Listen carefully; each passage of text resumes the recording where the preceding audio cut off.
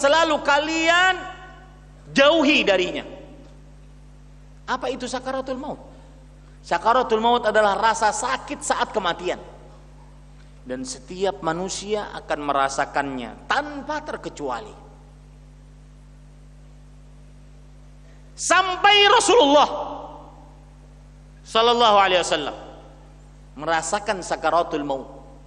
Sebagaimana dalam hadis riwayat Bukhari bahwa Rasulullah sallallahu alaihi wasallam bersabda, saya ceritakan ya, ini bagaimana wafatnya Rasulullah sallallahu alaihi wasallam. Aisyah radhiyallahu anha bercerita, "Inna min ni'amillahi alayya", sesungguhnya termasuk nikmat Allah atasku, "anna Rasulullah sallallahu alaihi wasallam tufiya bi baiti wa fi yaumi."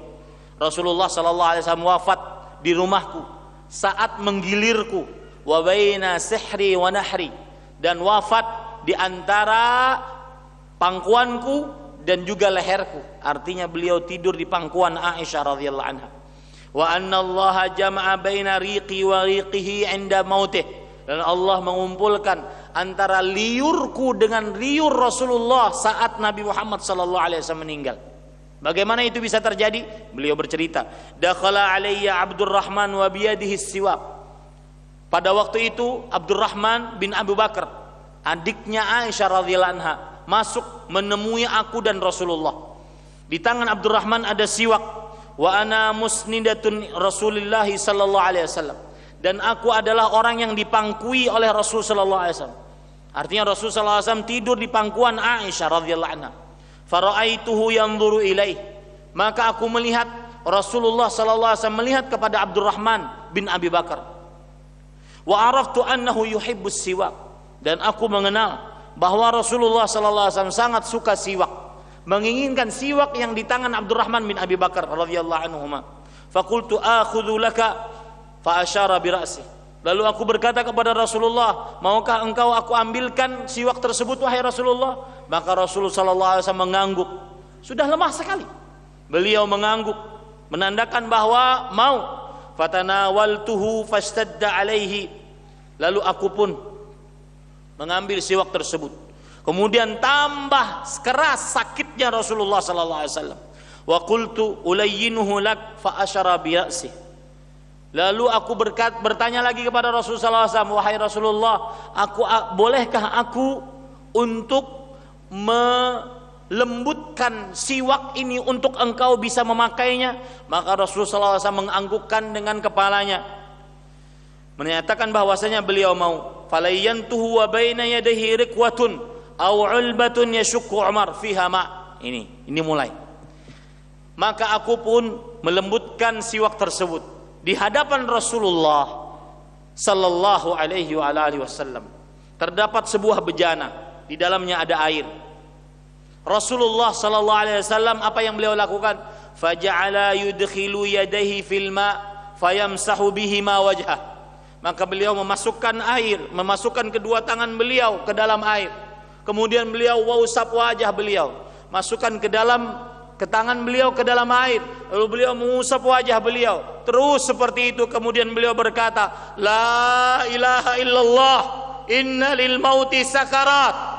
Tidak ada ilah yang berhak diibadahi melainkan Allah. Sesungguhnya kematian memiliki rasa sekarat. Inilah yang disebut dengan sakaratul maut. Jadi berdasarkan hadis ini Rasulullah sallallahu alaihi wasallam pun merasakan sakaratul maut. Dan ini yang dirasakan oleh Aisyah. Beliau mengatakan, perhatikan perkataan yang menarik dari Aisyah. Beliau mengatakan, "Ma aghbitu ahadan bihauni mautin ba'da alladhi ra'ait min shiddati Rasulillah min shiddati mauti Rasulillah sallallahu alaihi wasallam."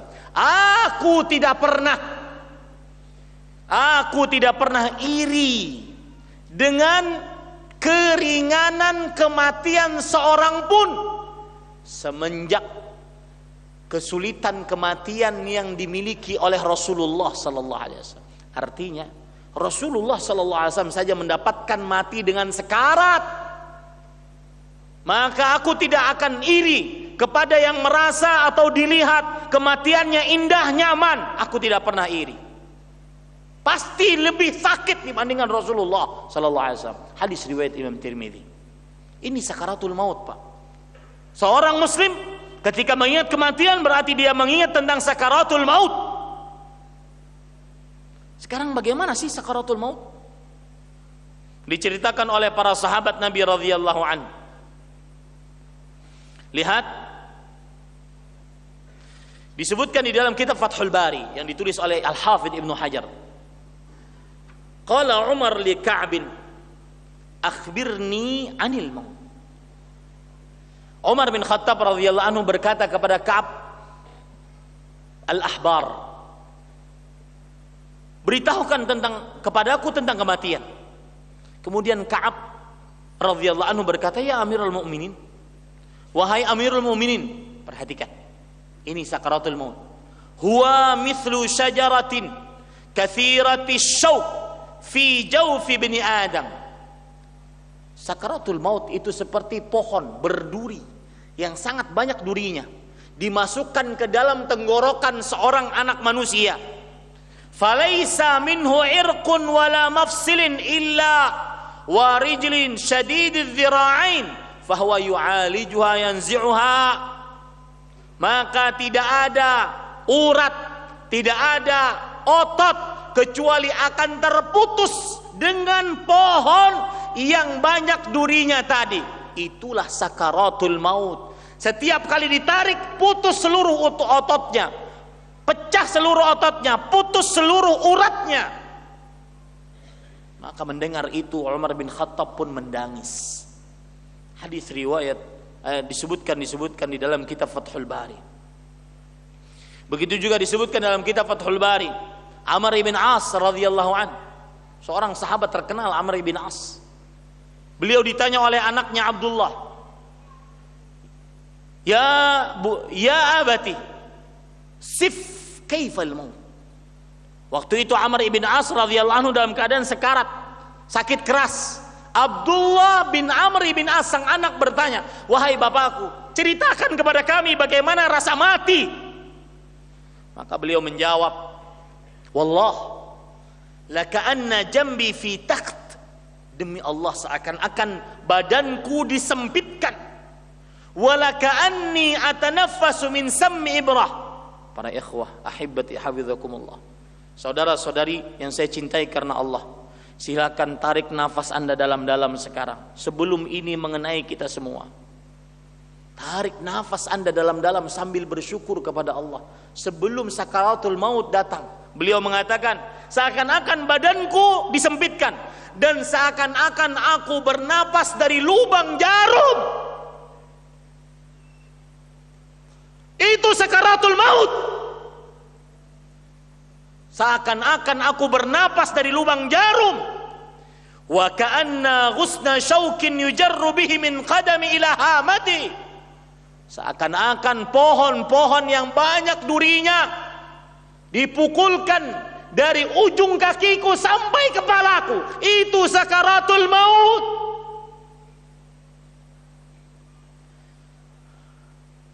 Begini seorang muslim ketika mengingat kematian, mengingat tentang sakaratul maut yang sangat berat. Jangankan kita, Rasulullah sallallahu alaihi wasallam mengatakan la ilaha illallah inna lil mauti sakarat. Ucapan la ilaha illallah adalah untuk menahan rasa sakit. Sesungguhnya kematian memiliki sekarat. Ini para ikhwah, makanya wajar kalau tadi kita katakan bahwa siapa yang banyak mengingat kematian, maka dia akan segera bertobat. Dia akan puas dengan pemberian Allah seberapapun. Karena ini dia saat mati nggak ada apa-apanya. Kalau sudah berbicara seperti ini, manfaat pembicaraan rumah megah, mobil mewah, harta bertumpuk, emas kilauan-kilauan, tak manfaat. Ini para ikhwah yang dirahmati oleh Allah Subhanahu wa ta'ala. Kemudian yang selanjutnya, mengingat kematian bagi seorang muslim berarti mengingat tentang pencabutan nyawa. Sekarang kalau kita membaca hadis Rasul, bagaimana pencabutan nyawa? Maka sekali lagi saya katakan, orang kalau sudah sering mengingat kematian, kehidupan dunia jadi ringan. Segera bertobat, semangat ibadah. Lihat proses pencabutan nyawa. Lihat hadis riwayat Imam Ahmad dari Al-Bara' bin Azib radhiyallahu anhu. Innal 'abdal mu'min idza kana fi inqita'in min ad-dunya wa iqbali min al-akhirah. Sesungguhnya hamba yang beriman jika dalam keadaan ingin berputus dengan dunia dan masuk ke kehidupan akhirat, nazala ilaihi malaikatun minas sama. Ingat, ini orang beriman. Mudah-mudahan kita di dalamnya. Akan turun para malaikat dari langit, bidul wujuh. Wajah mereka sangat bercahaya. Dan ini persis seperti yang Allah subhanahu wa ta'ala sebutkan di dalam surat Fussilat dan surat Al-Ahqaf. Allah berfirman, innal ladzina qalu rabbuna Allah thumma istaqamu tatanazzalu alaihimul malaikah. Sesungguhnya orang-orang yang mengucapkan Rabb kami adalah Allah, kemudian mereka istiqamah, maka turun para malaikat. Ulama tafsir di antaranya Imam Ibnu Katsir mengatakan, turun para malaikat di sini saat sakaratul maut. Sama persis. Bidul wujuh, wajahnya bercahaya, ka'anna wujuhahumus syams, seakan-akan wajah mereka matahari. Ma'ahum akfanun min akfanil jannah. Mereka membawa kain kapan dari kain kapan surga. Min hanutil jannah, kain-kain indah dari surga. Hatta yajlisu minhu madda basari, sampai malaikat tersebut duduk pada calon mayat tersebut seluas mata memandang. Ini anggap calon mayat, ini malaikat duduk seluas mata memandang. Tsumma yaji'u malakul maut alaih. Datanglah malaikat maut kepadanya. Hatta yajlisa 'inda ra'sih. Sampai malaikat maut tersebut duduk di kepala si mayat tersebut. Fayaqul ayyatuhan nafsut thayyibah. Maka malaikat maut mengatakan, wahai jiwa yang baik. Para ikhwah, mudah-mudahan kita termasuk orang seperti ini. Wahai jiwa yang baik, ukhruji ila maghfiratin minallahi wa ridwan. Keluarlah engkau.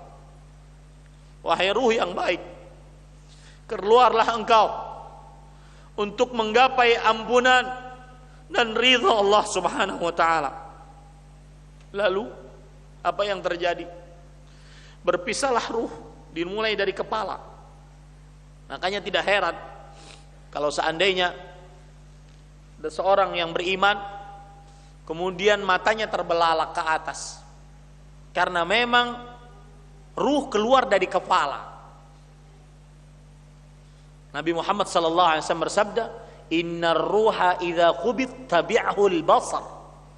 Sesungguhnya ruh jika dicabut maka akan diikuti oleh mata. Itu bukan menunjukkan kepada su'ul khatimah. Tugas keluarganya tinggal menutupkan matanya. Karena begitulah ruh keluar. Maka Rasulullah SAW bersabda, ketika disuruh keluar ruhnya orang beriman ini, fatakhruju tasil kama tasilul qatratu min fi siqa. Maka keluarlah ruh tersebut. Keluar, dia mengalir seperti mengalirnya air dari mulut teko. Lancar sekali. Itu pun masih ada sakaratul maut. Selancar itu masih ada sakaratul maut. Ini orang beriman. Pencabutan nyawa orang beriman. Lalu pencabutan nyawa orang kafir dan orang fajir bagaimana? Rasul sallallahu alaihi wasallam bersabda lanjutannya, wa innal 'abdal kafir wa fi riwayah al fajir, dan sesungguhnya hamba yang kafir, dalam riwayat yang lain yang banyak dosa, idza kana fi inqita'in minal akhirah, kalau seandainya dia di dalam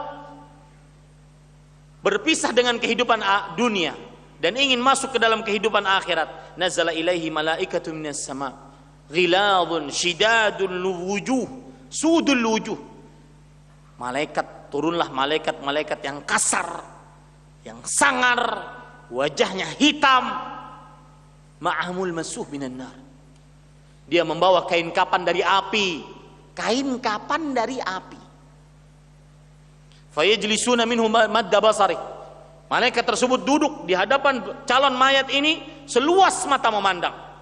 Summa yaji'u malakul maut alaih inda ra'sih, lalu datang malaikat maut di sisi kepalanya dan berkata, ayyatuhan nafsul khabithah, wahai jiwa yang buruk, ukhruji ila saqatin minallah wa ghadab, keluar engkau, rasakan murka dan siksa Allah Subhanahu wa taala. Apa yang terjadi para ikhwah? Fatafarraqa fi jasadi, ruh tersebut berpisah dengan jasadnya. Fayanzi'uha, para malaikat maut tersebut menariknya, kama yuntaza'us sufudul kathirus syu'ub minas sufil mablul fataqatta'a ma'ahal uruq wal 'asab, sebagaimana seseorang menarik bulu domba yang basah. Bulu domba yang basah sangat licin, ditarik dengan kuat. Akibat saking kuatnya, seluruh urat dan otot terputus dan pecah. Kalau sudah seperti ini para ikhwah, makanya pantas Al Hasan Al Basri ketika keluar dari rumah keluarganya, kemudian menjenguk orang yang dalam keadaan sekarat, kemudian beliau melihat bagaimana sekarat, beliau masuk ke dalam kamar dengan wajah yang berbeda ketika keluar dari rumah. Kemudian istrinya mengatakan, ya Aba Abdillah, halla ta'amakum, wahai suamiku, ini makanan, ayo kita makan sama-sama. Maka kata Al Hasan Al Basri setelah melihat pemandangan kematian, beliau mengatakan, alaikum bita'amikum, makan kalian sana, fa inni qad ra'aitu manzaran, aku benar-benar hari ini telah melihat sebuah pemandangan, asta'iddu lidzalik minal aku masih saja persiapan untuk menghadapi pemandangan tersebut dari sekarang. Mudah-mudahan kita semakin sadar para ikhwah yang dirahmati oleh Allah, kematian bukan perkara yang gampang. A'udzu billahi minasy syaithanir rajim.